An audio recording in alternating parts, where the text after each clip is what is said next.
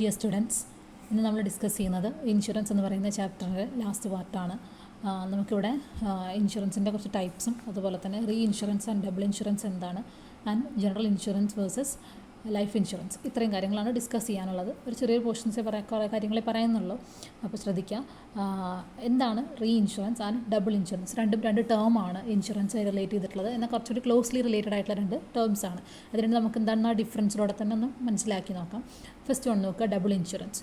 2 or more insurance policies covering the same risk by multiple insurers resulting in potential over insurance. അതായത് double insurance എന്ന് പറഞ്ഞു കഴിഞ്ഞാൽ ഒരേ risk, അതായത് ഒരു റിസ്ക് ഉണ്ടാകാനുള്ള സാധ്യത നമ്മൾ കാണുന്നുണ്ട്, അല്ലെങ്കിൽ ഉണ്ടാവാതിരിക്കാം. ഓക്കെ, അപ്പോൾ ഒരു റിസ്കിനെ കവർ ചെയ്യാൻ വേണ്ടിയിട്ട് ഒന്നിൽ കൂടുതൽ, അത് സെയിം റിസ്കിനെ കവർ ചെയ്യാൻ വേണ്ടി ഒന്നിൽ കൂടുതൽ ഇൻഷുറൻസ് അല്ലെങ്കിൽ ഇൻഷുറൻസ് നമ്മൾ എടുക്കുന്നുണ്ടെങ്കിൽ അതിനെയാണ് നമ്മൾ ഡബിൾ ഇൻഷുറൻസ് എന്നൊരു ടേം കൊണ്ട് മീൻ ചെയ്യുന്നത്. അതായത് ഇപ്പോൾ ഒരു വെഹിക്കിളിൽ നമ്മൾ എന്ത് ചെയ്യുക, 2 ഡിഫറെൻറ്റ് കമ്പനികളിൽ വെഹിക്കിൾ ഇൻഷുറൻസ് എടുത്തിട്ടുണ്ടെന്ന് വിചാരിക്കാം. അത് ഇനി റീ ഇൻഷുറൻസ് എന്ന് പറഞ്ഞാൽ transfer of risk from one insurance company ceding insurer to another reinsurer. അതായത് ഒരു ഇൻഷുറൻസ് കമ്പനി ഓൾറെഡി എന്ത് ചെയ്തിട്ടുണ്ട്, അല്ലെങ്കിൽ ഒരു ഇൻഷുറൻസ് കമ്പനിയിൽ നമ്മൾ ഇൻഷുറൻസ് എടുത്ത് വെച്ചിട്ടുണ്ട്. ആ ഇൻഷുറൻസ് കമ്പനി എന്ത് ചെയ്യുകയാണ്, വേറൊരു കമ്പനിയായിട്ട് ടൈപ്പ് ചെയ്യുകയാണ്. ഇപ്പോൾ ഇവർക്ക് എന്തെങ്കിലും നഷ്ടം വന്നു കഴിഞ്ഞാൽ ഇവർക്ക് ഒറ്റയ്ക്കല്ല, മറ്റേ ആ കമ്പനിയിൽ നിന്ന് എന്തെങ്കിലും ബെനിഫിറ്റ് കിട്ടിയിട്ട് അതിൽ നിന്ന് എന്ത് ചെയ്യാൻ പറ്റും, ഒരു നഷ്ടം നികത്താൻ വേണ്ടിയിട്ട്. അപ്പോൾ ഒരു ഇൻഷുറൻസ് കമ്പനി എന്താണ്, ഒരു ഇൻഷുറൻസ് എടുത്തിട്ടുള്ള സാധനത്തിൻ്റെ മുകളിൽ വീണ്ടും ഏതെങ്കിലും മറ്റൊരു കമ്പനിയുമായിട്ടൊരു തേർഡ് പാർട്ടി കമ്പനിയായിട്ട് എന്തെങ്കിലും കണക്ഷൻ ഉണ്ടാക്കിയിട്ട് ഇൻഷുറൻസ് കൊടുക്കുന്നതാണ്. ഓക്കെ, അപ്പോൾ എക്സസീവായിട്ടുള്ള എന്തെങ്കിലും റിസ്ക് ഉണ്ടാവുകയാണെങ്കിൽ മാത്രം എന്ത് ചെയ്യുക, ആ തേർഡ് പാർട്ടി ഇൻഷുറൻസ് കമ്പനി അല്ലെങ്കിൽ മറ്റൊരു ഇൻഷുറൻസ് കമ്പനീനെ എന്ത് ചെയ്യുക, അവരായിട്ട് കണക്ട് ചെയ്തിട്ട് ആ റിസ്കിനെ ഒഴിവാക്കും. ഓക്കെ, ദെൻ സെക്കൻഡ് പോയിന്റ് നോക്കാം, protecting the insured against the potential loss of multiple policies covering the same risk.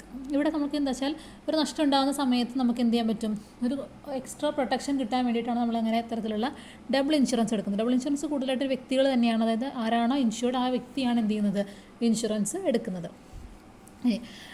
Re ഇൻഷുറൻസിൻ്റെ കേസിലാണെങ്കിൽ protecting the insurer from excessive risk exposure and reducing the impact of the large claims കൊടുക്കുന്നതിൻ്റെ ആ ഒരു impact കുറയ്ക്കാൻ വേണ്ടിയിട്ടാണ് എന്ത് ചെയ്യുന്നത്, insurer ആണ് എന്ത് ചെയ്യുന്നത്, ഒരു പ്രൊട്ടക്ഷൻ എടുക്കുന്നതാണ് ഇതെന്ന് പറയുന്നത് റീ ഇൻഷുറൻസ് എന്ന് പറയുന്നത്. ഡബിൾ ഇൻഷുറൻസ് ഇൻഷുർഡ് തന്നെ വീണ്ടും എന്ത് ചെയ്യും, ഇൻഷുറൻസ് എടുക്കുന്നത്. റീ ഇൻഷുറൻസ് എന്ന് പറഞ്ഞു കഴിഞ്ഞാൽ ഇൻഷുറർ ആണ് എന്ത് ചെയ്യുന്നത്, അഗെയിൻ ഒരു ഇൻഷുറൻസ് എടുക്കുന്നത്. ഓക്കെ, അടുത്ത് നോക്കാം, കൈൻഡ്സ് ഓഫ് ഇൻഷുറൻസിൻ്റെ ഡിഫറെൻറ്റ് കൈൻഡ്സ് അല്ലെങ്കിൽ ടൈപ്സ് ഒക്കെ ചോദിച്ചാൽ നമുക്ക് എഴുതാൻ പറ്റുന്ന കുറച്ച് പോയിൻറ്റ്സ് ആണ്. മേജറായിട്ടും ഇൻഷുറൻസ് 2 ടൈപ്പായിട്ടാണ് പറയുക. ഒന്ന് ലൈഫ് ഇൻഷുറൻസും മറ്റേത് ജനറൽ ഇൻഷുറൻസുമാണ്. ലൈഫ് ഇൻഷുറൻസും ജനറൽ ഇൻഷുറൻസും തമ്മിൽ കണക്റ്റഡ് അല്ല. അതായത് ലൈഫ് ഇൻഷുറൻസ് പറയുമ്പോൾ ഒരു വ്യക്തിയുടെ ലൈഫിൻ്റെ മുകളിലാണ് നമ്മൾ എന്ത് ചെയ്യുന്നത്, ഇൻഷുറൻസ് എടുക്കുന്നതെങ്കിൽ അതിനെയാണ് ലൈഫ് ഇൻഷുറൻസ് എന്നൊരു ടേം കൊണ്ട് മീൻ ചെയ്യുന്നത്. ഓക്കെ, അപ്പോൾ LIC ആണ് മേജർലി ഞങ്ങൾ ലൈഫ് ഇൻഷുറൻസ് പ്രൊവൈഡ് ചെയ്യുന്നൊരു കമ്പനി. എനിവേ നോക്കാം, life insurance can be defined as a contract between an insurance policy holder and an insurance company. ഒരു ഇൻഷുറൻസ് കമ്പനി ഒരു ഇൻഷുറൻസ് പോളിസി ഹോൾഡറും തമ്മിലുള്ളൊരു കോൺട്രാക്റ്റ് ആണ് ഇതെന്ന് പറയുന്നത് ലൈഫ് ഇൻഷുറൻസ് എന്ന് പറയുന്നത്. Where the insurer promise to pay a sum of money in exchange for a premium. ഒരു പ്രീമിയം അടയ്ക്കുന്നതിന് എക്സ്ചേഞ്ച് ചെയ്തിട്ട് എന്ത് ചെയ്യാൻ പറ്റും, ഒരു സം ഓഫ് മണി കൊടുക്കാം എന്നുള്ളൊരു എന്തുണ്ട് അവിടെ, ഒരു പ്രോമിസ് കൊടുക്കുന്നുണ്ട്. Upon the death of an insured person or after the set period. അത് എപ്പോഴായിരിക്കും കൊടുക്കുക, ഒന്നെങ്കിൽ ആ ഇൻഷുർഡ് ആരാണോ അവരുടെ ഡെത്ത് സംഭവിച്ചു കഴിഞ്ഞാൽ, അതല്ലെങ്കിൽ എന്ത് സംഭവിക്കുമ്പോൾ എപ്പോഴാണോ അതിൻ്റെ മെച്യൂരിറ്റി പീരീഡ് വരുന്നത് ആ പീരീഡ്, ഇതിൽ രണ്ടെണ്ണത്തിൽ ഏതാണോ ആദ്യം ഉണ്ടാകുന്നത് ആ സമയത്ത് എന്ത് ചെയ്യും, ആ എമൗണ്ട് കൊടുക്കും. അതാണ് ലൈഫ് ഇൻഷുറൻസിൻ്റെ കേസ് എന്ന് പറയുന്നത്. ഓക്കെ, അപ്പോൾ ഒരു വ്യക്തിയുടെ ലൈഫിൻ്റെ മുകളിലാണ് നമ്മൾ എന്ത് ചെയ്യുന്നത്, ഇൻഷുറൻസ് എടുക്കുന്നതെങ്കിൽ അതിനെയാണ് ലൈഫ് ഇൻഷുറൻസ് എന്നൊരു ടേം കൊണ്ട് മീൻ ചെയ്യുന്നത്. അത് വരുന്നത് ജനറൽ ഇൻഷുറൻസ് ആണ്. ജനറൽ ഇൻഷുറൻസിൻ്റെ അണ്ടറിൽ കുറേ ക്ലാസിഫിക്കേഷൻസ് വരുന്നുണ്ട്. അതിൽ ഫസ്റ്റ് വണ്ണാണ് മറൈൻ ഇൻഷുറൻസ്. ലൈഫ് ഇൻഷുറൻസ് അല്ലാത്ത എല്ലാം ജനറൽ ഇൻഷുറൻസ് എന്ന് പറയുന്നൊരു കാറ്റഗറിയിൽ നമുക്ക് പറയാൻ പറ്റും. മറൈൻ ഇൻഷുറൻസ് നമ്മൾ ഓൾറെഡി പറഞ്ഞതാണ്. അതായത് എന്ത് ചെയ്യാണ്, നമ്മൾ കാർഗോ അല്ലെങ്കിൽ എന്തെങ്കിലും ഗുഡ്സൊക്കെ നമ്മൾ എന്ത് ചെയ്യാണ്, ഷിപ്പ് വഴിയൊക്കെ അങ്ങോട്ടും ഇങ്ങോട്ടും ട്രാൻസ്ഫർ ചെയ്യുന്നുണ്ടെങ്കിൽ ആ സമയത്ത് നമ്മൾ എന്ത് ചെയ്യുക, അതിൽ നിന്നുണ്ടാകുന്ന നഷ്ടങ്ങളെ കവർ ചെയ്യാൻ വേണ്ടിയിട്ട് എടുക്കുന്നതാണ് മെറൈൻ ഇൻഷുറൻസ് എന്ന് പറയുന്നത്. ഓക്കെ, അപ്പോൾ മറൈൻ ഇൻഷുറൻസിൽ വേറെ കുറച്ച് ടൈപ്സ് പറയുന്നുണ്ട്. അതിൻ്റെ അണ്ടറിൽ വരുന്നൊരു പോളിസിയാണ് voyage policy. When the contract is to insure the subject matter at and from one place to another, the policy is called voyage policy.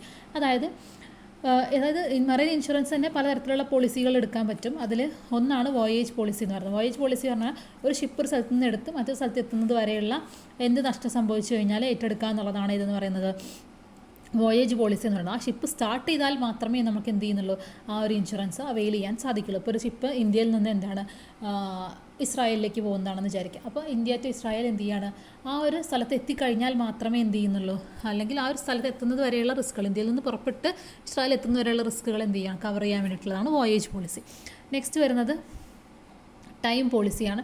Time പോളിസിയിൽ വരുന്നത് subject matter is insured for a definite period of time. അതായത് ഒരു time period ആണെങ്കിൽ അവിടെ വെച്ചിട്ടുണ്ടായിരിക്കുക. അപ്പോൾ എന്താ പറയുക, ഇത്ര ദിവസത്തിന്, ഒരു 10 ദിവസത്തിന് ഒരു ഇൻഷുറൻസ്, അല്ലെങ്കിൽ ഒരു 1 മന്തിലേക്ക് ഒരു ഇൻഷുറൻസ് എന്നുള്ള രീതിയിൽ ഒരു ടൈം പോളിസിയുടെ ബേസിലെടുക്കുന്ന ഇൻഷുറൻസ് ഉണ്ടെങ്കിൽ അതിനെയാണ് time policy of marine insurance എന്ന് പറയുന്നത്. മറൈൻ പോളിസീസിൻ്റെ ഡിഫറെൻറ്റ് കൈൻഡ്സ് ആണ് കേട്ടോ പറയുന്നത്. ഇനി അടുത്തൊന്നാണ് മിക്സഡ് പോളിസി. അതായത് വോയേജും മറൈനും കൂടിയിട്ട് നമ്മൾ ഒരുമിച്ച് എടുക്കുകയാണെങ്കിൽ അതിനെയാണ് എന്തെന്ന് പറയുന്നത്, ഈ ഒരു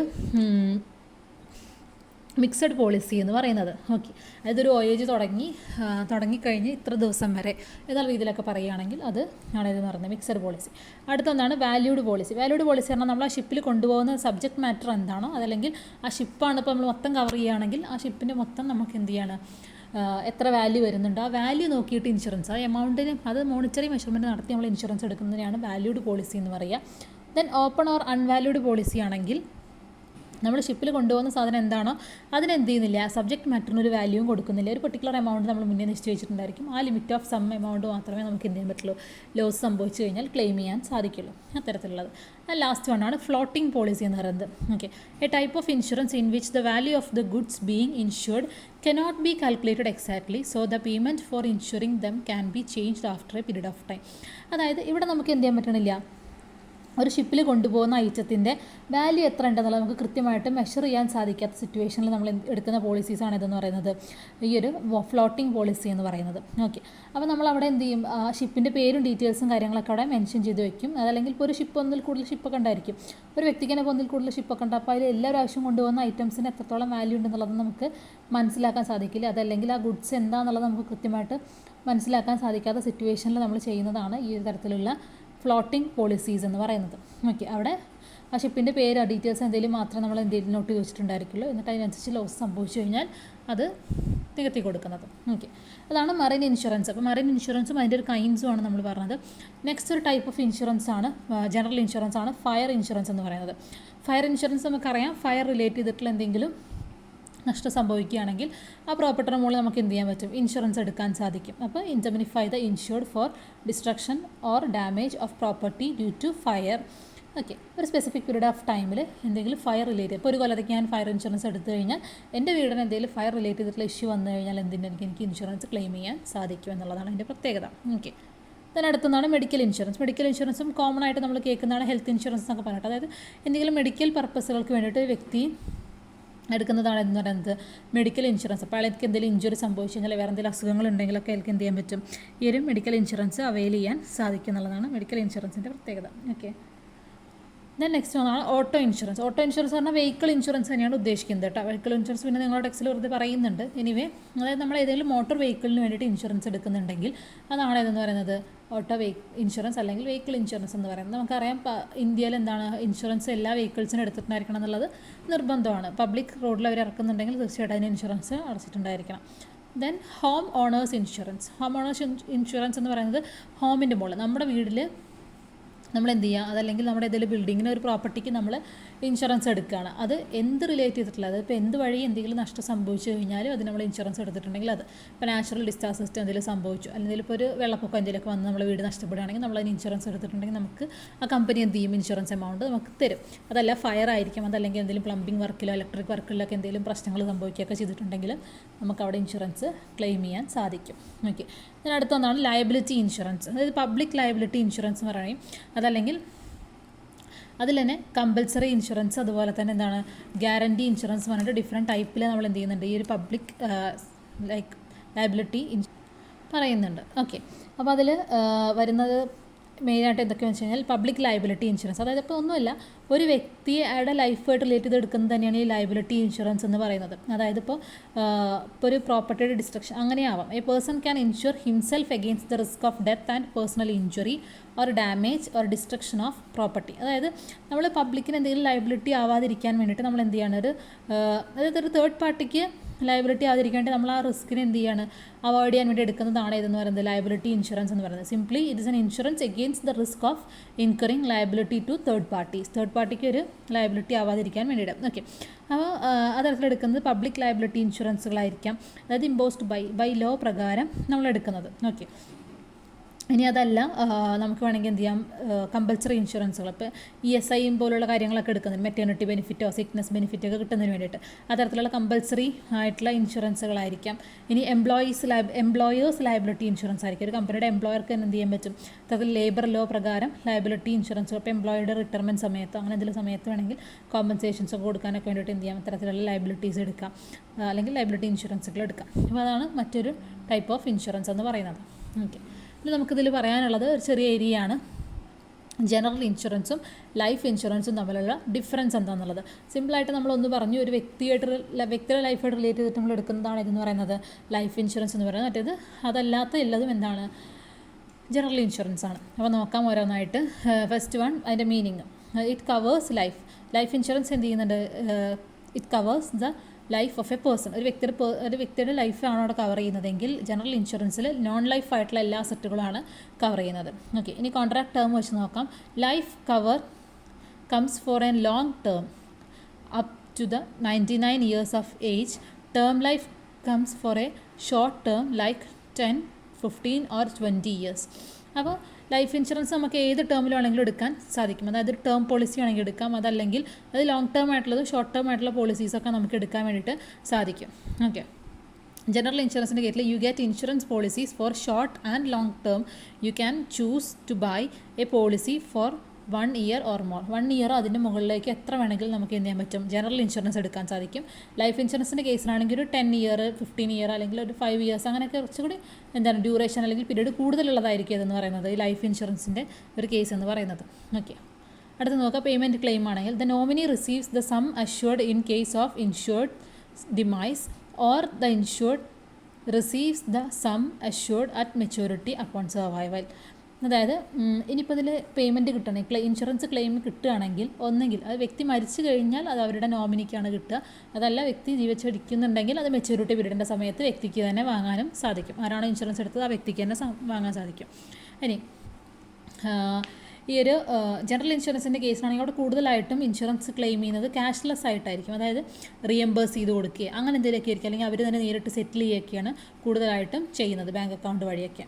ഇനി സേവിങ്സ് കമ്പോണൻറ്റിൻ്റെ കേസിൽ ശരിക്കും ലൈഫ് ഇൻഷുറൻസ് ശരിക്കും ഒരു സേവിങ്സ് ആയിട്ട് വേണമെങ്കിൽ നമുക്ക് കണക്കാക്കാൻ സാധിക്കും.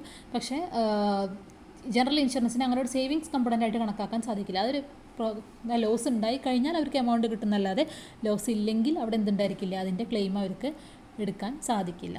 ഓക്കെ, ആൻഡ് പ്രീമിയത്തിൻ്റെ കേസിലാണെങ്കിൽ the policy holder must pay the predetermined premium regularly choosing from options like monthly, quarterly or yearly intervals. ഇവിടെ പേയ്മെൻറ്റ് കൊടുക്കണം, അതായത് മന്ത്ലി പേയ്മെൻറ്റോ അല്ലെങ്കിൽ ക്വാർട്ടർലി ഇയർലി ആയിട്ട് പ്രീമിയംസ് പേ ചെയ്തിട്ടുണ്ടായിരിക്കണം ആരാണോ ഇൻഷുറൻസ് എടുക്കുന്നത് ആ വ്യക്തി. ഇനി ജനറൽ ഇൻഷുറൻസിൻ്റെ കേസിലാണെങ്കിൽ the policy holder make 1 time payment during purchase or renewal. അതായത് ഇൻഷുറൻസ് എടുക്കുന്ന സമയത്ത് ഒരു എമൗണ്ട്, ഒരു കുറച്ച് ചെറിയൊരു എമൗണ്ട് എന്ത് ചെയ്യുക, ഇൻഷുറൻസ് എടുക്കുക, ദെൻ ബാക്കി എന്ത് ചെയ്യുക, നമ്മൾ മന്ത്ലി പേയ്മെൻറ്റോ കാര്യങ്ങളൊന്നുമല്ല ഇവിടെ ഇതിന് വരുന്നത്, ഈ ഒരു ജനറൽ ഇൻഷുറൻസിൻ്റെ കേസിൽ വരുന്നത്. ഇതൊക്കെയാണ് മേജർ ആയിട്ടുള്ള കുറച്ച് ഡിഫറൻസ് എന്ന് പറയുന്നത്. അപ്പോൾ ലൈഫ് ഇൻഷുറൻസും അതുപോലെ തന്നെ ജനറൽ ഇൻഷുറൻസും തമ്മിലുള്ള കുറച്ച് ഡിഫറൻസ് ആണ് നമ്മൾ പറഞ്ഞിട്ടുള്ളത്. പിന്നെയുണ്ട് നമുക്ക് ജനറലി പറയുകയാണെങ്കിൽ ലൈഫ് ഇൻഷുറൻസ് എന്ന് പറഞ്ഞാൽ നമ്മൾ പറഞ്ഞു കുറച്ചുകൂടി ലോങ് പീരീഡിലേക്കുള്ളതാണ്, അതുപോലെ തന്നെ ജനറൽ ഇൻഷുറൻസ് കുറച്ചുകൂടി ഷോർട്ട് പീരീഡിലേക്കുള്ളതാണ്. ഇനി ഇൻഷൂറബിൾ ഇൻട്രസ്റ്റിൻ്റെ കേസിൽ അവിടെ സബ്ജക്റ്റ് മാറ്ററിനെ നമുക്ക് മോണിറ്ററി വാല്യൂ ചെയ്യാൻ സാധിക്കുന്നത് കുറച്ചും കൂടി ഏതിലായിരിക്കും, ജനറൽ ഇൻഷുറൻസിലായിരിക്കും. പക്ഷേ നമുക്ക് എന്താണ് ലൈഫ് ഇൻഷുറൻസിൻ്റെ കേസിൽ അങ്ങനെ അതിനെ മോണിറ്ററി വാല്യൂ ഒന്നും കണക്കാക്കാൻ സാധിക്കില്ല എന്നുള്ളതാണ് മറ്റൊരു പ്രത്യേകത. പിന്നെ നമ്മൾ പ്രിൻസിപ്പിൾ ഓഫ് ഇൻഡെമിനിറ്റി പറഞ്ഞിട്ടുണ്ടായിരുന്നു. ആ ഇൻഡെമിനിറ്റിയും ഇതിപ്പോൾ പറഞ്ഞ റീസൺ തന്നെയാണ്. അതായത് ഇൻഡെമിനിറ്റി പ്രിൻസിപ്പിൾ നമുക്ക് ലൈഫ് ഇൻഷുറൻസിൽ അപ്ലൈ ചെയ്യാൻ സാധിക്കില്ല, പക്ഷേ ജനറൽ ഇൻഷുറൻസിൽ അത് ആപ്ലിക്കബിൾ ആണ്. അതുപോലെ തന്നെ ലൈഫ് ഇൻഷുറൻസ് പറയുമ്പോൾ ശരിക്കും ഒരു സെക്യൂരിറ്റിയാണ്, ഒരു ഇൻവെസ്റ്റ്മെൻറ്റ് കൂടിയാണ്.